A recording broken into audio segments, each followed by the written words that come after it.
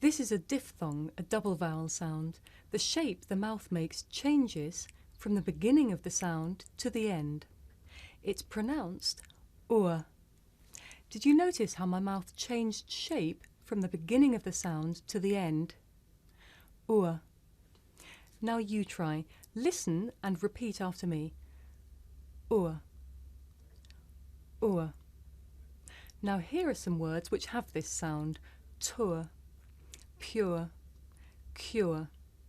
Now you try. Listen again and repeat after me. Tour, pure, cure. Good.